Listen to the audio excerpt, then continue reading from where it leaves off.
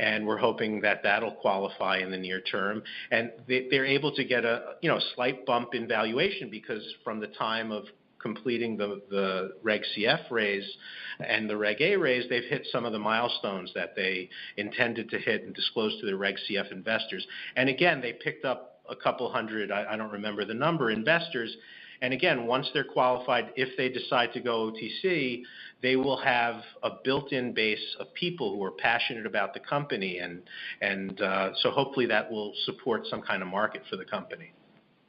That's great. Now, listen, you just triggered something, Lou, in my mind. And so, we're very familiar with testing the waters as part of Reg.A Tier 2. Okay, so actually, what you're saying is, man, that testing the waters is great, but you can monetize your testing the waters because under the testing the waters regulation, you can't accept any funds during testing the waters. So what you could technically do with CF is actually test the waters and monetize your testing the waters, get the word out there, get the momentum out there, come on to a show like the Reg.A Money Show and talk about how you're a contender, right? Because we have a segment on the show. I don't know if Ron told you or not, Lou, but we call it the contenders and the qualifiers, right? So the contenders are people who are up and coming who haven't been qualified yet by the SEC, and then the qualifiers are the ones that we say have already gone through the qualifying stages of the SEC. So you're a contender. You come onto the show and you pitch your CF offering, right?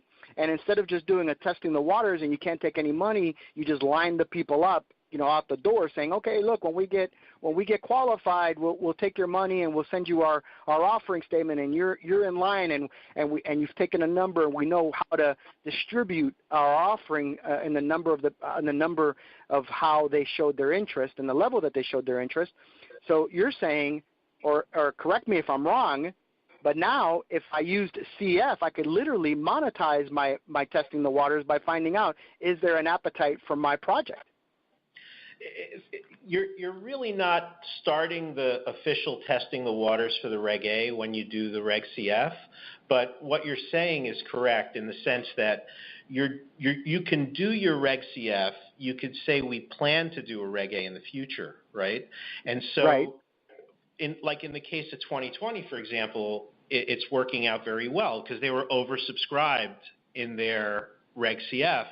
And so now the people who weren't able to invest in the Reg.CF will now have the opportunity to invest in the Reg.A. And so you're able to promote the idea that you plan to do a Reg.A. So in that sense, it is a testing the waters. But you wouldn't necessarily have a reservation page up yet, although I guess you could. So yes, I think you're right. It could be a way of doing a testing the waters for the Reg.A while receiving money under the Reg.CF. We just broke the internet again, Ron. We just broke the internet again. It's like the fourth time. It was the fourth time we broke the internet. Oh, my God. Oh, yeah, we just broke the internet there. People just realized, oh, my God, I don't have to do testing the waters. I can monetize it with a CF for $1 million. Lou, I hope you're ready for the deluge of people calling you wanting to do CFs. I hope you guys got maximum performance over there at the firm. We're ready. We love these deals. And the other thing I'll mention is that they're very cost effective.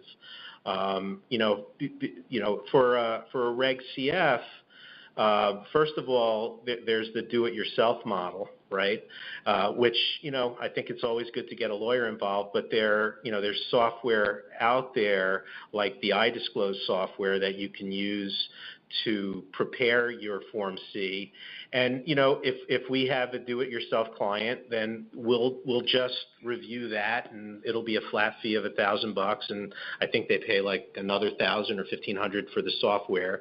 And so, they could at least have that reviewed by an attorney. But even if we give them the full services from start to finish, preparing the Form C, reviewing all the advertising materials, drafting all the transaction documents, everything from start to finish. We'll typically, for most companies, do that for a flat fee, not a flat fee, but a capped fee of $6,000, where we'll go hourly for a cap up to $6,000.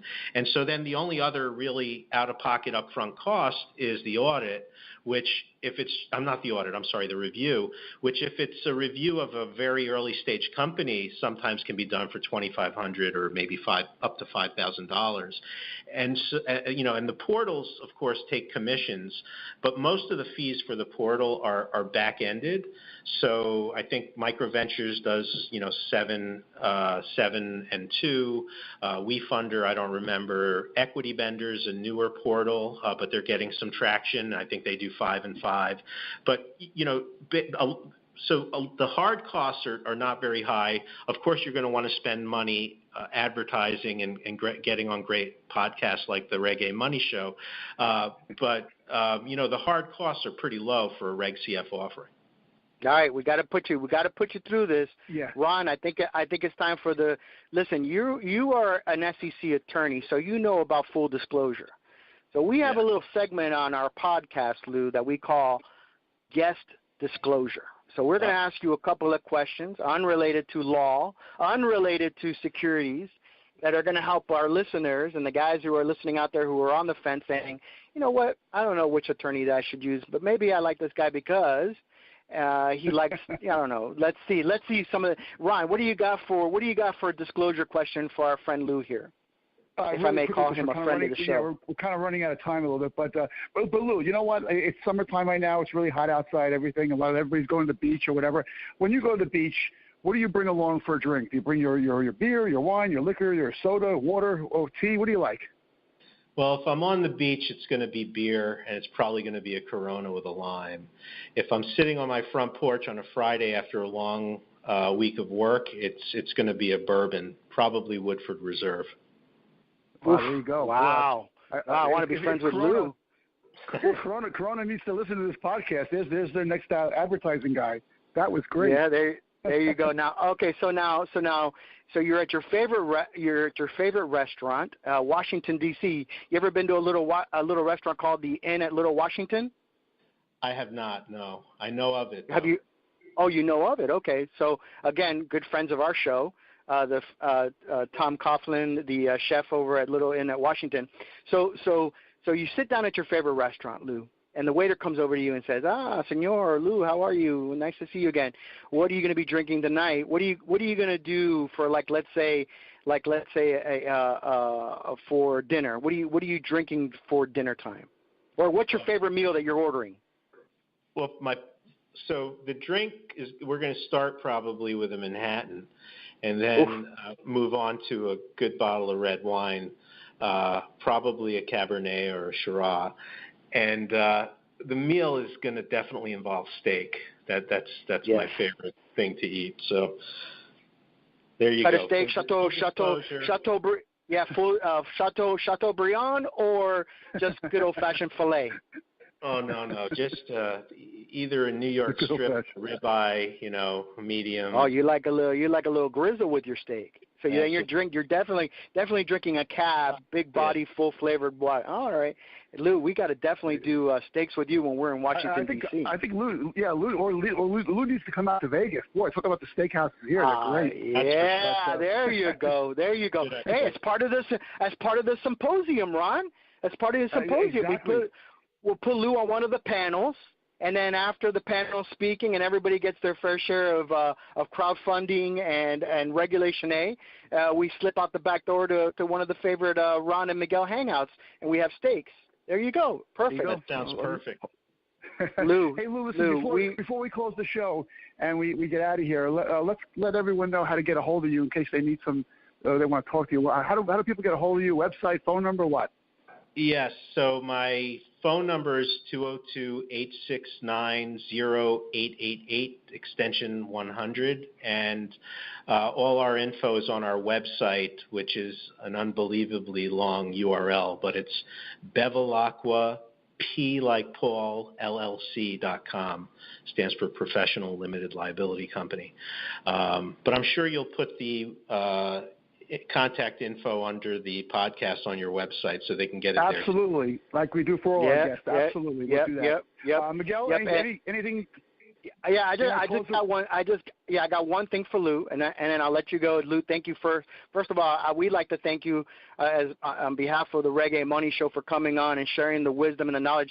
You know, I know that our guests out there are really appreciating the information that you gave them and you provided for them. But here's what our listeners really want to know. They want to pick up the phone tonight, today, or tomorrow when they download the show off of one of the different platforms, iTunes, Spreaker, Stitcher, Alexa, Amazon, all the different platforms that you can find the Reg.A Money Show. And they're going to call you, Lou, and they're going to say, Lou, I just heard about you on the Reg.A Money Show, and you said that if I called you, that you were going to give me a flat fee for my crowdfunding of $6,000.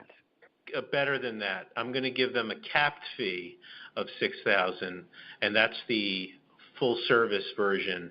And so if it ends up that they're more efficient and they do more of the work and it costs less than $6,000, that's great. But their worst case scenario would be $6,000. There you go, Ron. Ron, write it up. They heard it here today. You guys, you heard it. Great. You call Lou, and you get your crowdfunding up to $1,070,000, right? You said, Lou? Correct. Because the cost of living.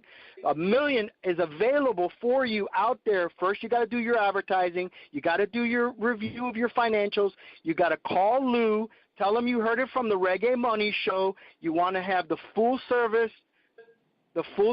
treatment by his law firm, and he's going to cap the fees at $6,000, but you got to let him know you heard it from the Reg.A Money Show, so the man takes care of you, and he knows that you are a friend of the show and that you're a listener of the show. And Lou, for taking care of our listeners, we'd like to have you back on the show so that way you can tell us your reaction. Maybe some people, you can share some of the stories, and maybe we can get some of these some of these contenders that are out there, that we know they're out there, that come on the show with us, and maybe we can talk about some of these guys in the future. Because I know, Ron, I know I see you doing the thing with your hand. I know we're running up against time, but I just wanted to say that so that way the listeners know that we're always taking care of them, and invite Lou back and take care of all our ducks and line up all our ducks, cross our T's, dot our I's.